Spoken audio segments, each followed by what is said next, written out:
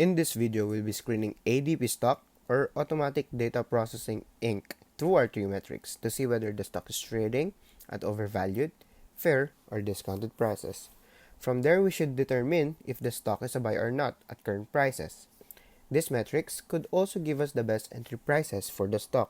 We'll also be looking at their charts to check some key levels and to confirm our entry prices. According to Wikipedia, ADP is an American provider of human resources management software and services. ADP is a Dividend Aristocrat, which we denied looking further into because it didn't pass our first metric. But this time, we'll go through it. ADP is currently trading at $214.69 with the highest price of $248.96. That's almost 14% of the highest. Current market cap of $90.18 billion with PE ratio of 33.24. It pays out an annual dividend of $4.16 per share, a yield of 1.94% of the current price. First metric, we want an EPS multiple lower than 3. It's 5.15. If I were to screen this stock, along with a lot of other stocks, I won't be looking further into their financials. But this is a video of the stock, so we'll go through it. We want it lower than 3 because we don't want to be overpaying for a stock. Is 5.15 that bad? No, not necessarily. We just need to confirm why the stock is trading at a high PE. I've included here the EPS history and their OSN or number of shares. We want an EPS increasing and OSN decreasing. If you're in it for the dividends, it's debatable at 64%. I personally want it below 60, but I think 64 is safe. I'll allow it. Second metric, we want to pay $1 or less for 1% of the money they're making. Meaning, we want to pay 1 PE or less for 1% of their margins. This metric tells us if the stock is trading at overvalued, fair, or discounted prices, and whether we should pay premium for the stock. From this data, we can also establish our discounted entry PEs for the stock. What you see here is revenues deconstructed, the costs and expenses they use to make those revenues, the income after taxes, and free cash flow they generate off of those revenues. The values above are in billions, below are in percentages of their respective revenues, or what I'd call yields or margins. I'll show you the relationship of the cells. We want to use the lowest margin between the net income and the free cash flow margins of the current year and the averages of 5 and 10 years of data to divide the current PE. I've only used 5 years of data here just to show you our process. If you're looking to invest in this company, use a higher time frame. Of the 4 highlighted values, we'll use 15.83 to divide the current PE, and we have a discount of 2.1. Well, this isn't a discount, it's a premium. This means we're paying 2.1 times their yields or margins if we buy at these prices. Now, is this a growth multiple? This is overvaluation. This stock is overowned.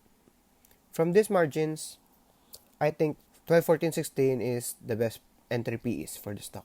Next metric, we want to know our discount compared to when the markets have valued the stock before by looking at their historical PEs.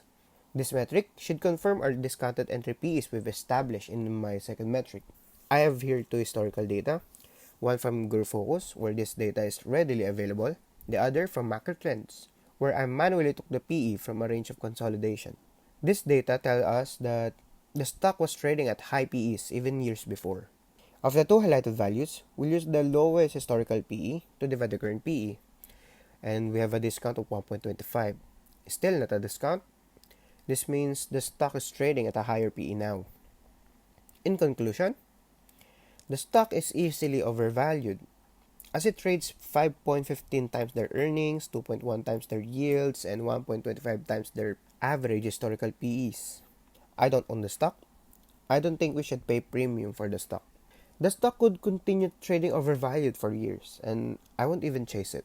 From these metrics, the fair value of the stock is 102.24.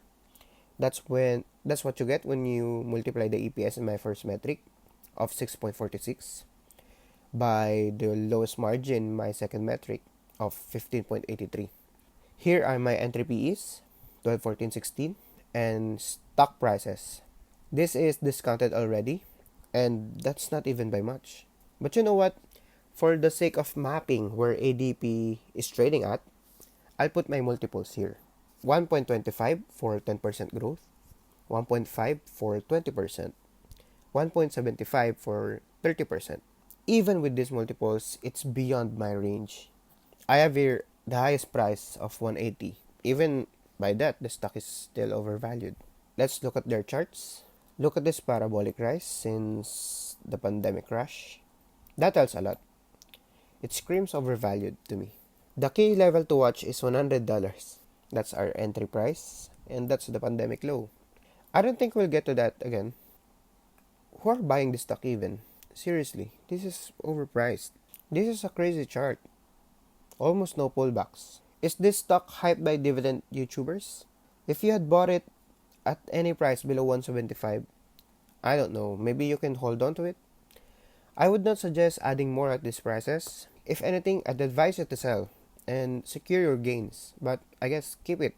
Keep your shares for the dividends.